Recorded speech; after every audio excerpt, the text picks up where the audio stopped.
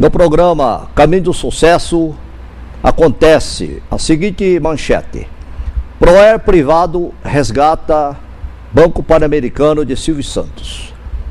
O que este tema é recorrente para o programa? Ele é recorrente na medida em que ele aborda uma questão fundamental, que é a questão da auditoria. A auditoria empresarial é uma das principais funções de qualquer atividade econômica.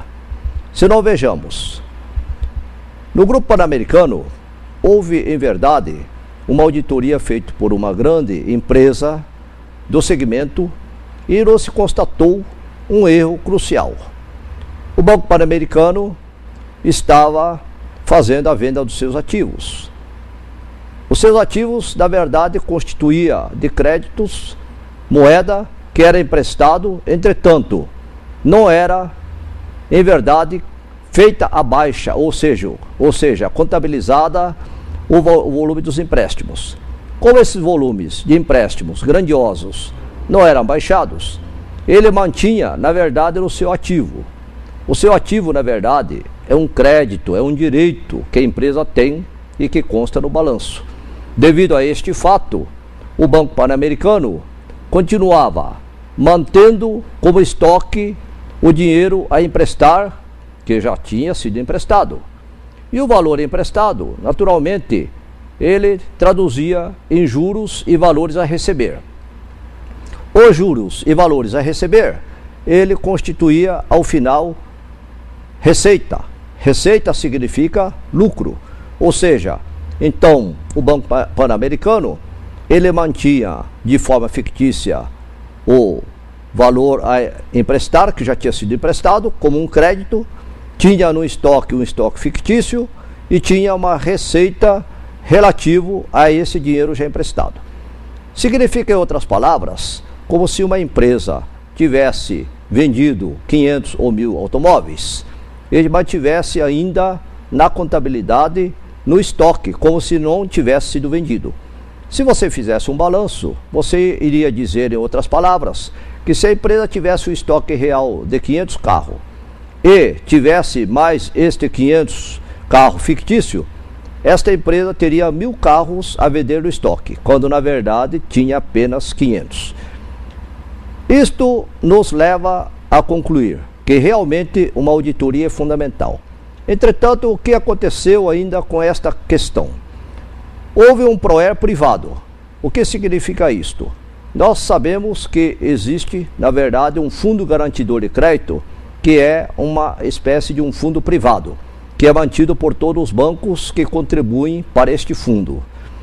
E agora, quando houve, então, uma tentativa de negociação, o Banco Pactual, que fez uma espécie de uma operação ofertando um determinado valor em relação à dívida que o Banco Pan-Americano ostentava, que em verdade dizia-se que era 2 bilhões e 500 milhões. Em verdade, chegou-se à conclusão que havia 4 bilhões de dívida, de rombo, porque os novos administradores, pessoal da Caixa Econômica, constatou que além dos 2 bilhões e 500 milhões, havia mais 1 bilhão e 500. Portanto, a dívida total era de 4 bilhões. Interessante é que o Proer privado fez uma operação em que adquiriu-se o Banco Pan-Americano pelo Banco Pactual por 450 milhões. 450 milhões apenas. E os 3 bilhões e 550 milhões, para onde foi? Isto aí ficou por conta, na verdade, dos fundos financeiros. Por quê? Isto poderá ser pago pelo Banco Pactual do senhor André Esteves durante 17 anos, a juros de 13% ao ano. Logo, se ele pagar em 13 anos, o total que o Banco Pactual irá pagar será de 3 bilhões e 800. Silvio Santos saiu bastante satisfeito desta reunião. Por quê? Ele acabou saindo sem nada do seu bolso, mas também sem nenhuma dívida. Isto é o que o Proer privado diz de notícia para hoje. Proer resgata Banco Pan-Americano de Silvio Santos Silvio Santos sai nenhum numerário, entretanto também sai sem nenhum passivo, sem nenhuma dívida.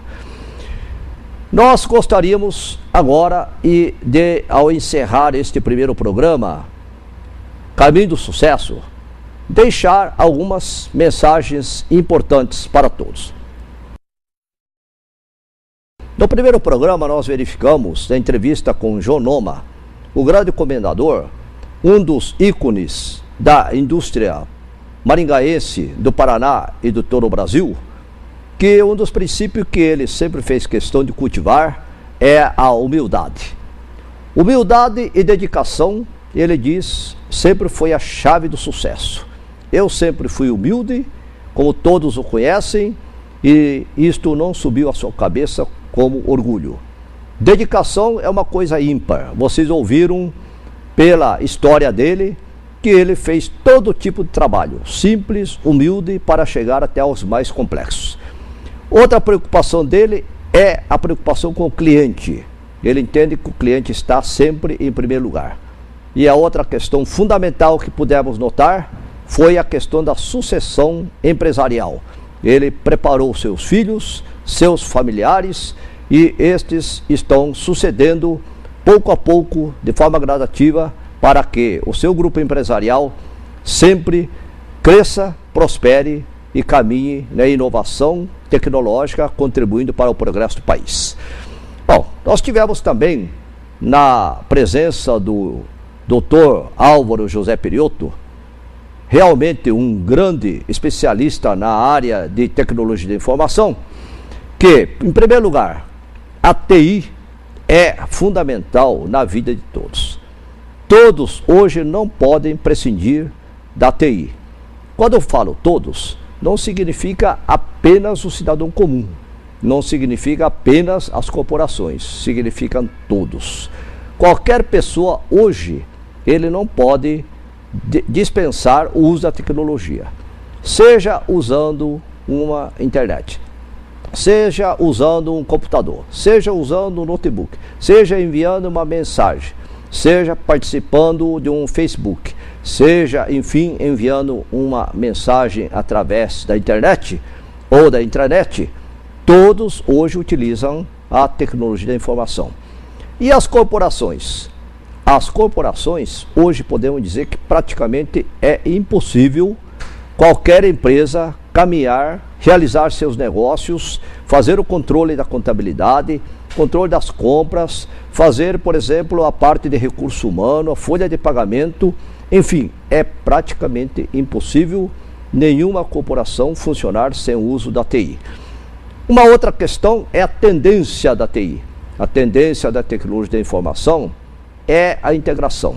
O professor Álvaro Periotto colocou bem claro, a integração de todas as ciências, a integração da tecnologia da informação, a integração em todas as corporações é uma realidade insofismável e é uma realidade que veio para ficar para todo sempre. Portanto, gostaria de deixar esta mensagem aos telespectadores